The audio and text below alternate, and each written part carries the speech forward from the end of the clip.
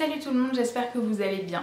Aujourd'hui, je voulais vous parler des choses que j'aurais aimé savoir, voulu savoir un petit peu avant de me lancer dans le minimalisme.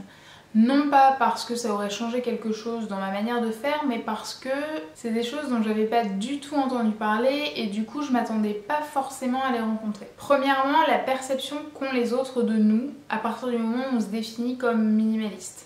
Alors même si on se dit souvent qu'on n'en a rien à faire de ce que pensent les autres, qu'on n'y prête pas attention, que ça nous est égal, en tant qu'être humain, je pense que c'est un petit peu normal de s'inquiéter, de vouloir savoir un petit peu comment on est perçu. Et quand on explique aux autres ce qu'on fait, comment on voit les choses et comment on a un petit peu changé notre manière de vivre, il y a souvent un petit peu cette perception d'être totalement hippie. Comme si le minimalisme était perçu par les gens qui ne s'intéressent pas au sujet, qui ne le connaissent pas, comme une régression, comme si on se contentait de regarder le temps qui passe et de vivre d'amour et d'eau fraîche. Et aussi que le minimalisme pouvait être perçu comme un manque d'ambition, comme si on refusait totalement le confort moderne, on voulait plus d'électricité, on voulait plus de supermarché, on voulait vivre un petit peu exclu de cette société qu'on connaît moderne. Alors spoiler alerte, mais pas du tout, parce que si je refusais la modernité, je serais sûrement pas en train de vous filmer une vidéo avec un appareil photo numérique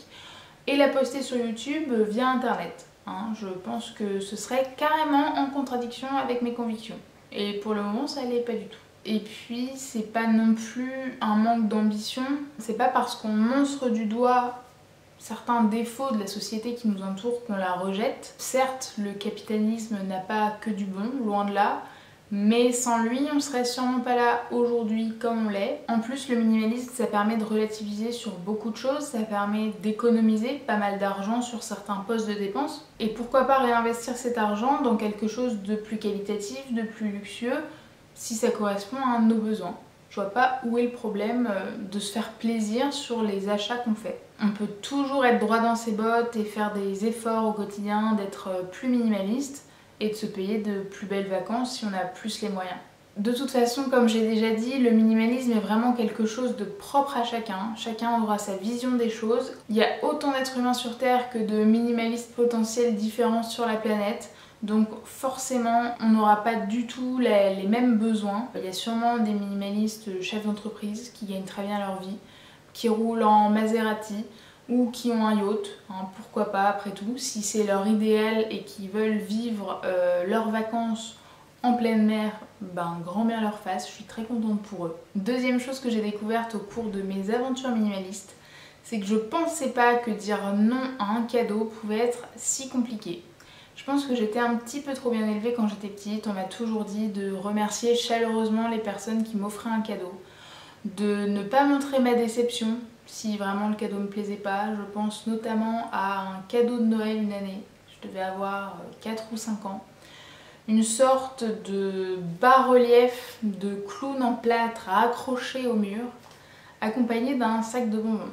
Sachant que je n'aime pas les bonbons, mais je n'ai jamais aimé les bonbons. Et en plus de ça, les clowns, ça m'a jamais intéressée, voire même fait un petit peu flipper suivant les occasions. Je pense qu'on est beaucoup à avoir reçu cette éducation-là, donc c'est pas naturel de refuser un cadeau. Le problème, c'est qu'en devenant minimaliste, ça peut devenir compliqué d'accepter un cadeau qui correspond pas du tout à notre vision des choses, dont on n'aurait pas besoin ou qui nous plaît pas. On se ment à nous-mêmes en acceptant ce cadeau. On se retrouve vraiment face à un dilemme, à se dire que effectivement le cadeau ne nous plaît pas, on n'en a pas besoin, on n'en veut pas, et en même temps on ne peut pas le refuser parce que notre éducation nous dit qu'on doit absolument remercier la personne qui nous l'a offerte. J'ai réfléchi un petit peu au sujet et si ça peut vous aider à déculpabiliser, dites-vous que la personne qui vous fait un cadeau, dans 99% des cas, elle vous fait ce cadeau pour vous faire plaisir. Et moi la première, quand je fais un cadeau, je cherche vraiment quelque chose qui pourrait faire plaisir à la personne. Alors certes, si la personne me dit « bah non, j'aime pas, je voudrais l'échanger », l'espace d'un instant, je vais avoir une petite pointe de déception parce que je vais dire « mince, j'ai pas trouvé ce qui allait lui faire plaisir à 100%. » Je préfère vraiment à 100% que la personne me dise « non, j'en ai pas besoin, j'en veux pas, j'aime pas, je voudrais l'échanger ». Le but premier étant de faire plaisir à la personne. Si ça lui plaît pas, ce but là n'est pas atteint, donc je préfère vraiment qu'on me dise non Et je pense vraiment que la majorité des personnes qui vous font des cadeaux préfèrent qu'on leur dise non, non merci, ou j'en ai pas besoin, ou je voudrais juste l'échanger avec autre chose. Au moins elles sont sûres que vous ayez un cadeau qui vous plaira à 100%. Essayez de leur en parler vraiment posément, de leur expliquer dans quelle démarche vous êtes, ce que vous aimez, ce que vous n'aimez plus, ce dont vous n'avez pas besoin, ce que vous aimeriez. Dans la grande majorité des cas, ça passera tout seul comme une lettre à la poste, ils l'entendront très bien. Suite à ça, il y aura moins de déconvenus et puis pour vous, il y aura sûrement beaucoup moins d'occasions de devoir dire non à certains cadeaux. Troisième chose, dites-vous bien qu'il n'y a pas d'objectif de temps imparti pour devenir minimaliste. C'est vraiment comme vous le sentez. Si vous sentez de le faire en 2 semaines, surtout d'abord, avant toute chose, écrivez-moi parce que vous méritez clairement une médaille. J'enverrai une lettre au président de la République pour que vous receviez la Légion d'honneur. Il n'y a pas de raison qu'il y ait que les footballeurs qui y aient droit ou les chanteurs.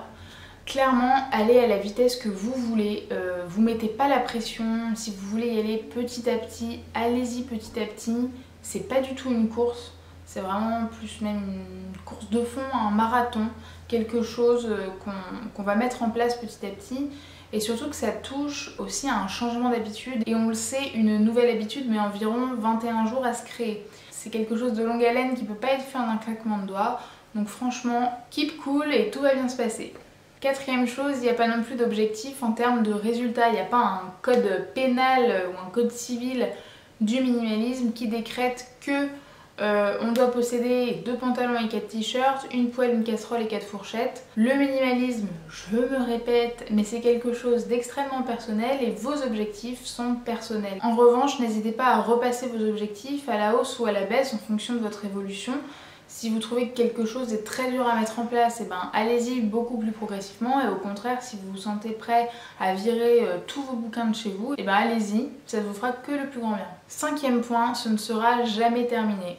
Le minimalisme a beau être un concept qu'on peut décrire, qu'on peut comprendre, le fait qu'il n'y ait pas d'objectif défini de ce qu'est vraiment le minimalisme fait que ce sera jamais terminé. Vous vous rendrez compte qu'après avoir fait le tour de chez vous et d'être revenu au point de départ, vous aurez acheté de nouvelles choses, d'autres se seront usées et forcément il y aura de nouveaux tris à effectuer. En revanche, ce qui est vraiment cool, c'est que comme on change aussi nos habitudes avec le minimalisme, c'est qu'on va passer beaucoup moins de temps au fur et à mesure à faire du tri. Ça aura beau ne jamais être terminé, c'est quelque chose qu'on va faire au fil de l'eau. En débarrassant votre lave-vaisselle, vous allez vous rendre compte qu'il y a une assiette cassée, vous allez l'acheter immédiatement. En mettant votre linge à sécher, vous vous rendrez compte que ce t-shirt, au final, il vous va plus ou il vous plaît plus. Vous pourrez le mettre de côté immédiatement. Et c'est quelque chose qui va vous prendre de moins en moins de temps au fur et à mesure parce que souvent, quand on devient minimaliste, on fait aussi plus attention à la manière dont on achète les nouvelles choses qui entrent chez nous, que ce soit plus qualitatif, plus éthique et surtout que ce soit des choses qui nous plaisent réellement.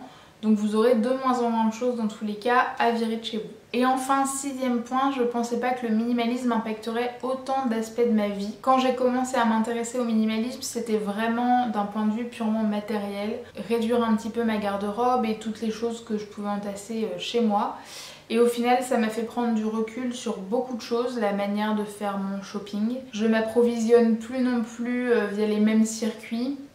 Je fais vraiment attention à ce que j'achète viennent de petits producteurs, le plus possible locaux. Les cosmétiques, bien évidemment aussi, je fais très attention à ce que j'ai et pas avoir la salle de bain qui déborde de choses que j'utilise jamais. Vraiment, ça touche tous les aspects de ma vie et je suis toujours contente de me rendre compte qu'il y a une manière de faire ou quelque chose que je consomme que je pourrais faire de manière différente.